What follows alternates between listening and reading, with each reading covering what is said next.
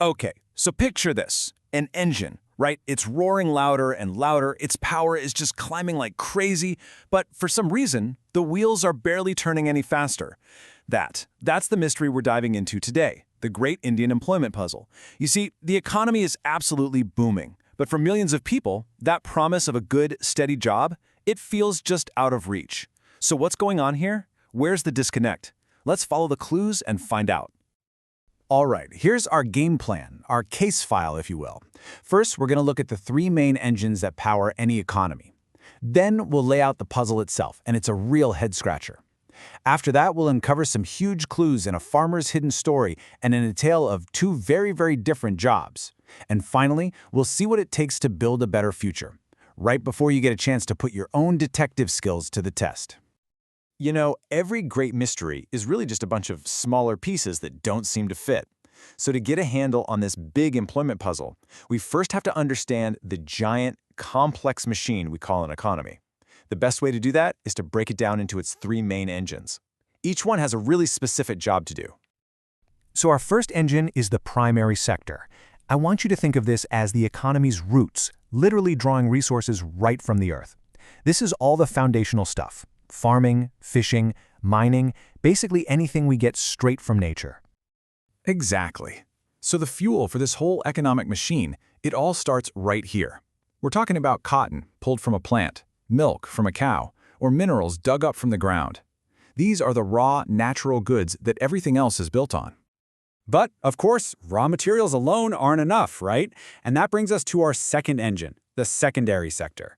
This is the industrial heart of the economy. This is where the magic of manufacturing happens, transforming those natural resources into something totally new. And here's that transformation right in action. The cotton from the farm gets spun into a shirt. Sugarcane gets refined into sugar. The clay from the earth is fired into bricks to build a house. This is the engine of creation, literally building the world all around us. Okay, now for our third and final engine, the tertiary sector. So if the first two engines are all about making things, this one is about making everything work. It doesn't produce physical stuff, it provides services. Think of it as the essential support system for the entire economy and, well, for our daily lives.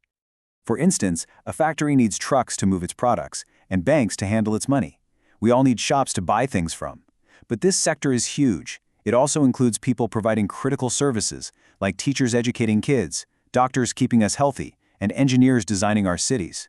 It's the service sector, and it's pretty much the backbone of any modern economy. Okay, so now we've got a handle on the three engines, and with that, we can get right to the heart of the mystery. Let's look at the data. Let's compare where the economic value is actually being created versus where people are actually working. This is where the first piece of our puzzle falls into place, and trust me, it doesn't fit right at all. And here it is, the first stunning clue. Just look at this chart of India's gross value added, which is just a fancy way of measuring how much economic output a sector has. By 2017-18, the tertiary or service sector, that massive yellow bar, was generating over half of the country's entire economic value. The other two engines combined didn't even come close. So you'd think, logically, that most people must work in the service sector, right? Well, prepare for a shock because the reality is the complete opposite. The primary sector, the one that produces the least economic value, still employs almost half the entire workforce. And that, right there, is our puzzle. This is the real core of the mystery. You know, in most developed countries, there's this classic story. As technology gets better, people move from farms to factories. And then, as the economy matures, they move from factories to service jobs. But in India, it's like that middle step is missing. The people just haven't followed the money. The question is, why?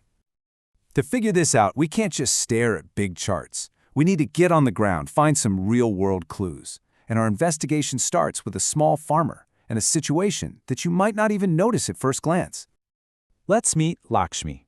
She and her 4 other family members all work together on their small plot of land. They're all busy, they're all working hard. To you and me, they look fully employed. But here's the critical question. If that farm only really needs, say, 3 people to run it efficiently, what are the other 2 actually contributing to the output? This brings us to our first major clue. It's called disguised unemployment. It's a situation where people look like they're working, but their labor isn't actually adding much value. If 2 of Lakshmi's family members left tomorrow to get a job in a factory, the farm's total harvest wouldn't drop one bit. They are underemployed. And this hidden problem goes a long way in explaining why so many people are still stuck in the primary sector, even though it creates so little of the country's wealth. Okay, so our next clue isn't just about if people have a job, but what kind of job they have. Because let me tell you, not all employment is created equal. To understand this, let's look at the tale of 2 workers, Kanta and Kamal. On the left, you have Kanta. She works in what's called the organized sector. She's got a steady monthly salary, fixed hours, benefits, and real job security. Now look at the right. That's Kamal. He's in the unorganized sector. He's a daily wage laborer, which means long, irregular hours, no paid leave, and absolutely zero job security. He can be told not to come back tomorrow, just like that. And this isn't just Kamal's story. It's the fragile reality for a massive portion of India's workforce. So, let's recap. We have disguised unemployment on farms and this huge, insecure, unorganized sector. That's the problem in a nutshell. So how do we fix this? How do we create not just more jobs, but better jobs, the Kanta's kind of jobs, for people like Lakshmi's family and Kamal? Well, there's no single magic bullet here. It's about building a whole ecosystem of opportunity. It starts right on the farm, giving farmers like Lakshmi access to cheap loans so they can modernize. It means investing in the village by building better roads to connect her to markets and setting up local industries like food processing plants. And crucially, it means investing in people through better schools, healthcare, and services like tourism that create brand new jobs right where people live. And the potential here is just staggering. Get this, one study estimated that simply by building enough schools and hiring enough teachers for all of India's children, we could create nearly 20 lakh, that is 2 million stable, valuable jobs. That's an incredible reminder of how investing in people directly helps solve our employment puzzle. Now, recognizing this urgent need for a safety net, the government also created programs like MGNREGA. It's basically a right-to-work law, and it guarantees 100 days of paid employment per year to rural families. It acts as a really crucial buffer against both poverty and that disguised unemployment we talked about. All right, we've looked at the evidence, we've identified the main clues, and we've explored some of the solutions. Now, it's time to put your newfound detective skills to the test. Let's see if you can crack this final challenge. Here we go. 3 occupations for you: a tailor, a priest, and a courier. Using what we've learned about our 3 economic engines, can you place each one in the correct sector? Go on.